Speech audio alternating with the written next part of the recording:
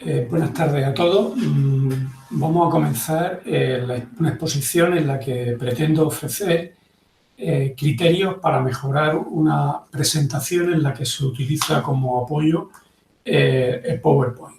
Hay reglas bastante interesantes que pueden permitir mejorar la posibilidad de llegar a la audiencia a través de una serie de criterios que podemos mejorar. Con muchísima frecuencia las exposiciones a las que se recurre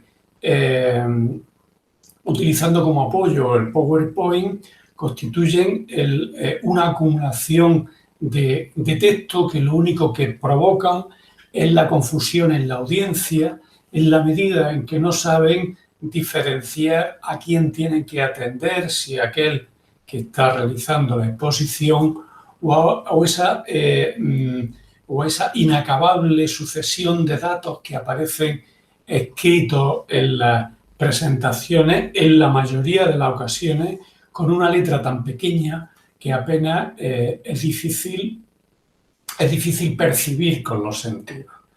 Tenemos que identificar de entrada para qué vale, qué es el PowerPoint y para qué vale. De entrada, lo primero que podemos tener en consideración es aquello que no es un PowerPoint. Un PowerPoint, como la imagen que tenéis en la pantalla, no es un texto de Word en el que se acumula toda la máxima información posible. De entrada, a simple vista se puede observar que los términos que aparecen escritos en esta parte de la diapositiva apenas son legibles. Ni siquiera el propio orador que pretendiera apoyarse en un texto de este tipo podría seguirlo.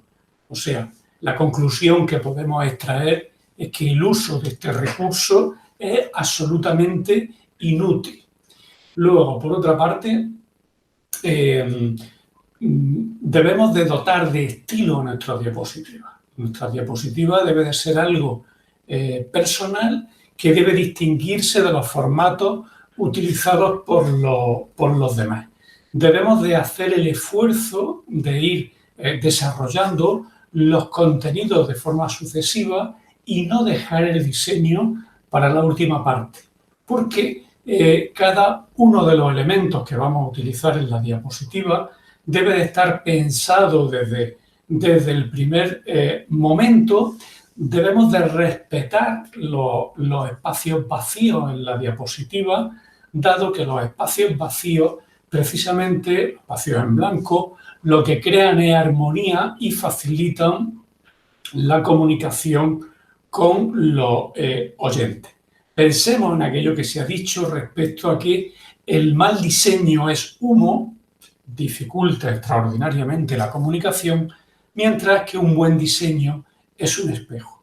Un buen diseño sirve para crear una conexión directa con la audiencia, permite afianzar la idea en las que nos estamos apoyando y sin duda va a ser un medio a través del cual podemos fijar las ideas principales desde una perspectiva emocional que queremos transmitir. La simplicidad también es un arma de peso importante. Recordemos aquello que decía Albert Einstein: si no lo puedes explicar con simplicidad, es que no lo has entendido. La simplicidad facilita la comunicación. La complejidad, la idea enrevesada, los circunloquios, las diapositivas llenas, repletas de información, hacen justo todo lo contrario, dificultar la comunicación. Por tanto, tenemos que huir de rellenar el contenido de la diapositiva de texto. Para eso, o frente a eso, es mucho más significativo, mucho más útil el utilizar diagramas, mapas conceptuales que en un momento dado puedan, de forma gráfica, reforzar aquellas ideas que queremos transmitir. Por cierto, reforzar la idea de que no se debe de aportar un gran número de diapositivas, no se debe abrumar con el número de diapositivas y tener en consideración de que no se deben utilizar más de una diapositiva por idea. Es el orador el que tiene que explicar, es el orador el que tiene que desarrollar la idea, no todo tiene que estar en la diapositiva. Otra cuestión relevante, aunque no lo parezca, aunque parezca una cuestión secundaria que carece de interés relevante, es el tamaño de la letra. ¿Por qué esta cuestión es interesante? Si partimos de la idea de que una diapositiva que rebosa de contenido y de texto no favorece la comunicación, lo que tenemos que tener presente es discriminar los tipos de letras que sean pequeños para, de esta manera, de forma anticipada, tener garantizado que no vamos a cometer este error. Las presentaciones deben de ser fáciles de leer, aún en pantallas pequeñas, aún en salas donde hay mucha distancia entre el orador y aquellos que presencian la presentación. Debemos de tener en consideración que el tamaño del título debe de tener un tamaño de 36, tamaño de letra de 36. El resto de las diapositivas de 28 y excepcionalmente, y lo subrayo, de forma excepcional, solo cuando no haya ningún otro recurso, se podrá recurrir a un tamaño mínimo de 24. Se puede verificar en la práctica que hay muchísimos oradores que recurren a un tamaño de letra tan extraordinariamente pequeño que difícilmente ellos en su propio ordenador personal, con los que van haciendo el seguimiento de la exposición, apenas si ellos mismos pueden leerlo. Luego, el tipo de letra también puede parecer una cuestión secundaria, pero también tiene su relevancia. Es preciso utilizar un tipo de letra que sea corriente. Primero, por una precaución esencial. Si usamos un tipo de letra muy extraño, existe la posibilidad de que en nuestro ordenador funcione de forma adecuada, pero si nos dirigimos, si realizamos la exposición en una sala, en un lugar distinto, con otro equipo diferente, si utilizamos una letra extraña, es posible que ese ordenador no lea la letra que hemos seleccionado, con lo cual tenemos aquí una seria dificultad. Por otra parte, debemos de utilizar tipos de fuentes que faciliten la lectura y no fatiguen al lector. Debemos de utilizar una tipología normal o negrita, pero no ninguno de estos tipos de letras que están sombreados, que están difuminados, porque aunque en nuestro ordenador personal pudiéramos verlas con claridad y nos pudieran parecer atractivos, a la hora de la exposición pueden llevar al traste todo nuestro esfuerzo en la presentación. Tampoco se debe destacar todo en negrita, por una razón muy sencilla. Si se destaca todo, obviamente no se está llamando la atención acerca de nada. Y tampoco se debe subrayar ninguno de los términos utilizados, dado que el subrayado provoca el efecto visual de estar el término tachado. Otra cuestión relevante a tener en cuenta es el contraste de la diapositiva. También puede parecer una cuestión de forma sin importancia, pero en absoluto eso es así. De hecho, ha habido muchas presentaciones que han fracasado por no tener en cuenta esta consideración.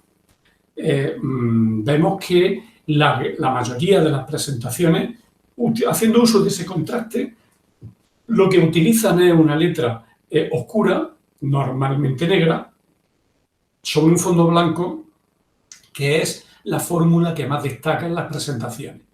También, aunque es un recurso menos eficaz, se puede utilizar la letra clara o blanca con un texto oscuro o negro, ¿eh? Aunque en cualquier caso, como digo, la fórmula más efectiva es la primera de las que he comentado. También se puede alcanzar el contraste utilizando diferentes tamaños. Imagen de tamaño grande frente a imagen de tamaño pequeño.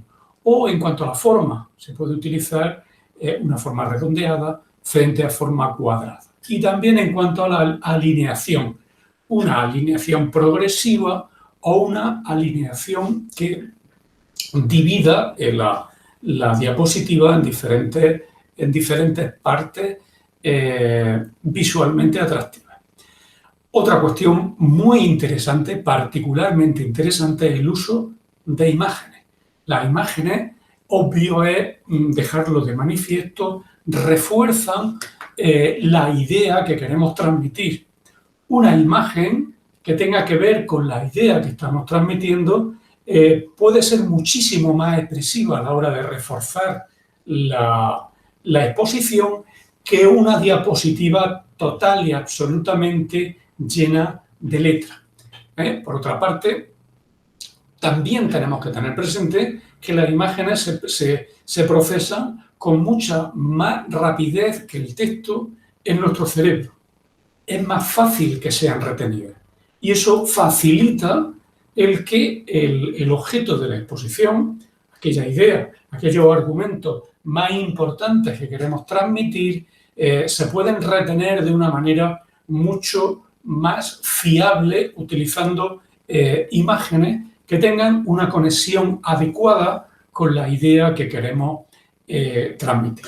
Y por último, voy cerrando, hay algunas aplicaciones complementarias que pueden ser interesantes a la hora de llevar a cabo una presentación.